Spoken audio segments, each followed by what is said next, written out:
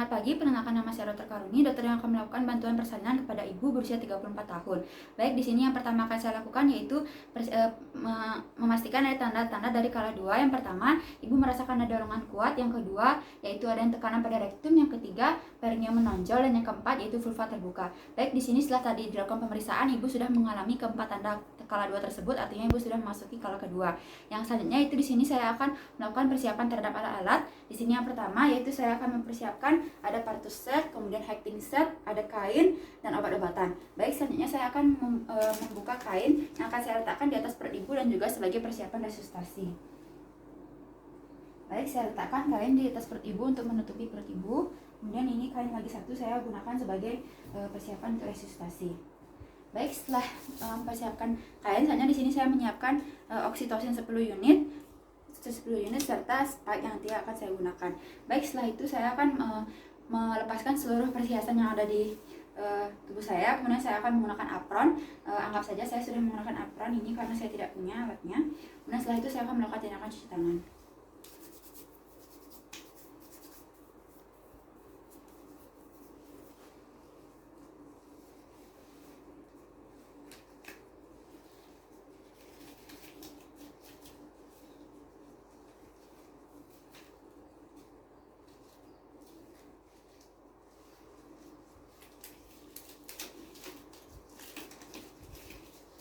Baik, setelah saya menggunakan handscoon, selanjutnya saya akan memasukkan oksitosin ke dalam tabung spike.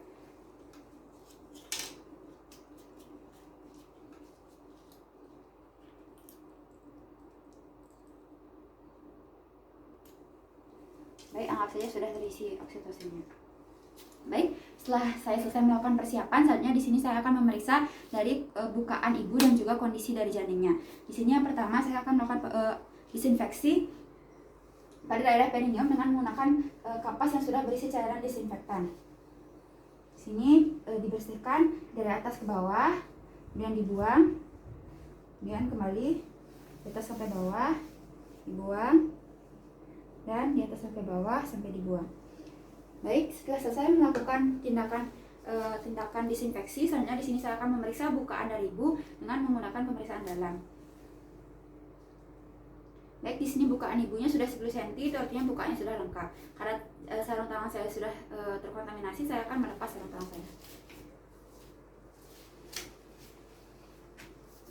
Baik, setelah itu saya akan memeriksa kondisi janin. Yang pertama saya akan mengecek bagaimana posisi dari janinnya dengan pemeriksaan Leopard 2.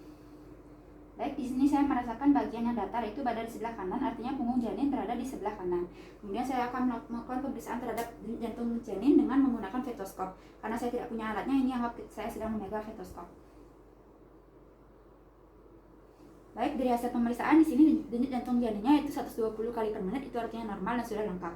Baik, setelah memastikan dari kondisi pembukaan dan juga kondisi janin, saya akan memberikan edukasi kepada ibu maupun keluarga. Baik ibu maupun keluarga, di sini kondisi dari janinnya normal, di mana posisinya tersebut baik dan denyut jantungnya juga normal. Baik. Selanjutnya di sini saya akan memberikan edukasi kepada orang tua, pada keluarga. Di sini silakan untuk memberikan dorongan dan dukungan yang baik kepada ibu supaya nanti pada saat dilakukan persalinan tersebut ibu merasa semangat dan juga nyaman. Baik, untuk ibu di sini saya akan memberikan edukasi untuk posisinya ibu nanti saya bantu untuk setengah duduk, kemudian kakinya dibuka lebar dan ditekuk lututnya ibu ya. Baik, posisinya sudah baik. Kemudian selanjutnya juga di sini saya akan memberitahu bagaimana cara memberikan dorongan yang efektif, di mana nanti apabila sudah terasa kontraksi pada perut ibu, silakan untuk mengedan atau mendorong sekuat-kuatnya. Namun apabila sudah berhenti kontraksinya, ibu silakan beristirahat untuk menghemat energi. Nah ibu, sekarang karena belum ada kontraksi, kita menunggu terlebih dahulu. Apabila sampai 1 jam lagi belum ada kontraksi, saya akan menyarankan ibu untuk berjalan-jalan atau nanti ibu silakan berjongkok ibu ya. Baik ibu. Baik, saya sudah selesai melakukan edukasi kepada ibu maupun keluarga. Selanjutnya saya akan melakukan persiapan persalinan. Di sini persiapan persalinan saya akan menggelar handuk dan juga kain, di mana handuk akan saya letakkan di atas perut ibu yang nantinya untuk mengeringkan bayi, dan juga kain yang akan saya letakkan di bawah bokong ibu seperti ini.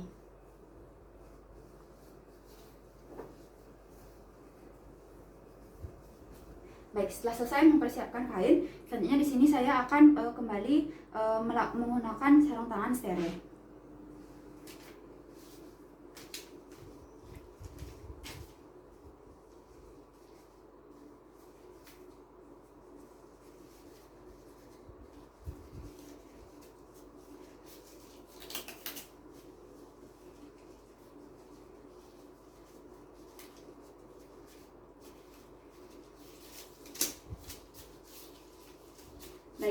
untuk persiapan persalinannya sudah selesai, saatnya kita mulai untuk pertolongan persalinan. Dan untuk pertolongan persalinan, pertama-tama kita letakkan satu tangan di bagian bawah bokong untuk menjaga perineum supaya tidak robek. Kemudian satu tangannya lagi kita letakkan di atas simfisis pubis. Baik, dalam pertolongan persalinan ini kita tunggu untuk terus terjadinya kontraksi dari ibu selagi memberikan arahan seperti ibu untuk silakan dorong ibu dan lain sebagainya. Kemudian kita terus tunggu sampai kepalanya keluar perlahan-lahan. Seperti ini. Kita anggap ini bergerak karena his. Baik, setelah kepala bayi lahir, selanjutnya kita amati apakah ada tali pusat yang melilit di sekitar leher maupun di sekitar kepala bayi. Baik, karena tidak ada, kita bisa melanjutkan ke tindakan berikutnya. Di sini kita tunggu sampai nanti terjadi paksi luar secara otomatis. Kemudian kita pindahkan tangan kita ke bagian samping-samping kepala seperti ini. Baik, setelah itu, setelah paksi luar sempurna, kemudian kita dapat melakukan tindakan curam bawah terlebih dahulu untuk melahirkan bahu anterior. Kemudian curam atas untuk melahirkan bahu posterior. Baik, setelah itu selagi bayi terus melakukan paksi atau pemutaran, kita pindahkan tangan ke bagian belakang punggung dan satunya lagi ke bagian leher. Kemudian kita balikkan bayi seperti ini.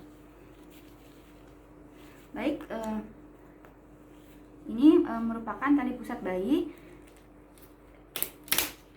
yang tadinya seharusnya terpasang, namun karena keterbatasan alat jadinya tidak sengaja terlepas. Baik, anggap saja bayinya sudah seperti ini. Kemudian setelah selesai bayinya sudah lahir, kemudian kita letakkan bayi di atas kain. Setelah lagi kita periksa kondisi bayi. Baik, di sini bayinya terlihat menangis kuat dan juga tonusnya di sini saya periksa tonusnya baik. Jadi skornya baik dan kondisi bayinya baik. Baik, setelah itu kita keringkan bayi dari bagian seluruh badan dan juga kepala kecuali bagian tangan untuk menjaga refleks dari bayinya. Baik, setelah selesai mengeringkan, kita ganti handuknya dengan menggunakan handuk kering. Kita anggap ini handuk yang baru dan kita letakkan lagi. Baik, setelah itu setelah selesai mengeringkan bayi, kita cek kembali apakah terdapat bayi kedua dengan melakukan pemeriksaan dalam. Baik, karena tidak ada berarti memang sudah keluar semua bayinya. Baik, setelah itu kita lakukan penyuntikan oksitosin untuk nantinya membantu kala 3, di mana penyuntikan ini dilakukan di bagian distal lateral paha ibu. Ibu, saya mohon izin untuk menyuntikkan oksitosin ibu ya. Permisi ibu. Baik, setelah selesai menyuntikkan, selanjutnya di sini selagi menunggu reaksi dari oksitosin, kita bisa melakukan pelepasan terhadap tali pusat dari bayinya. Nah, di sini yang pertama kita akan mengurut terlebih dahulu tali pusatnya ke arah distal. Kemudian mengklem pada daerah 2 cm dari pusat bayi.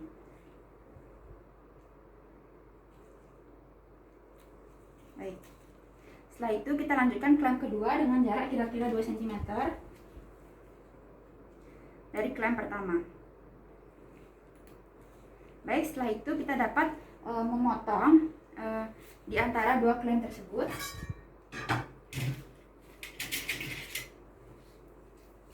Sampai dia tali pusatnya terlepas dari bayi. Baik, kita anggap sudah dipotong. Kemudian kita selanjutnya itu melakukan pengikatan pada daerah pusat bayi dengan menggunakan benang yang steril untuk menjaga supaya tidak terjadi infeksi. Baik, kita anggap tali pusatnya sudah lepas.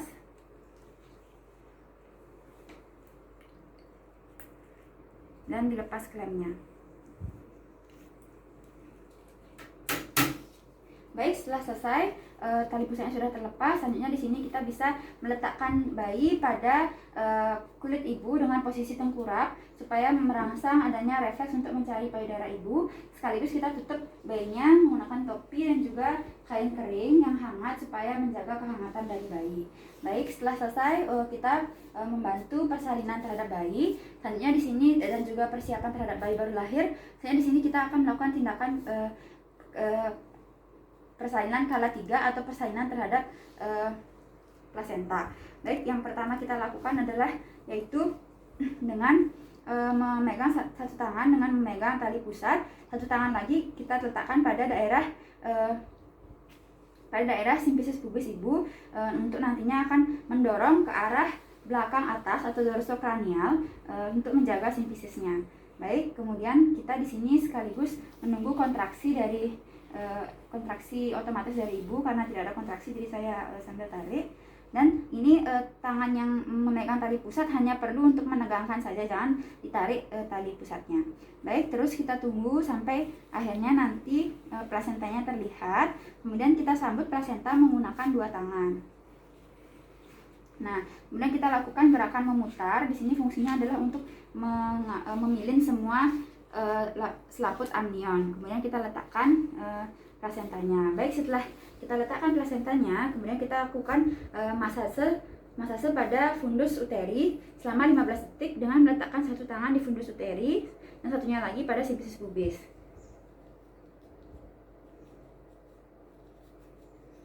Baik, setelah selesai melakukan masase, selanjutnya kita di sini memastikan adanya plasentanya apakah lengkap atau tidak. Di sini kita amati dari bagian maternal maupun dari bagian fetal. Di sini baik tidak ada kotiloiden yang tertinggal dan kondisi plasentanya juga lengkap. Itu artinya sudah bisa dimasukkan ke dalam kantong plastik yang khusus.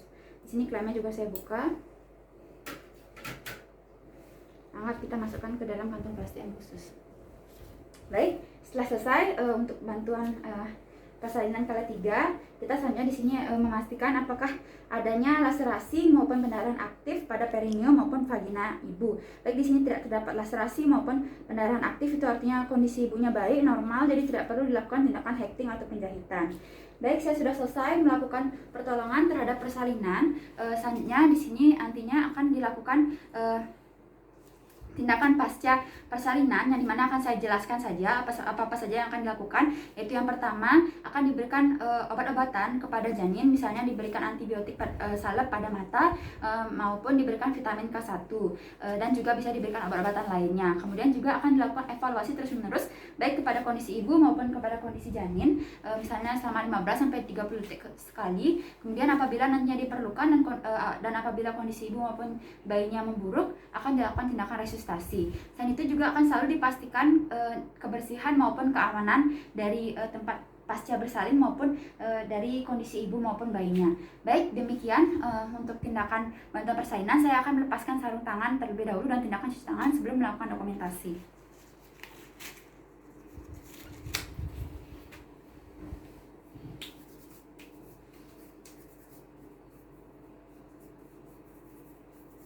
Kemudian saya akan melakukan dokumentasi atau pencatatan terkait seluruh kondisi selama bantuan persalinan dari ibu dan janin tadi. Baik, demikianlah tindakan pertolongan persalinan yang dapat saya lakukan. Terima kasih.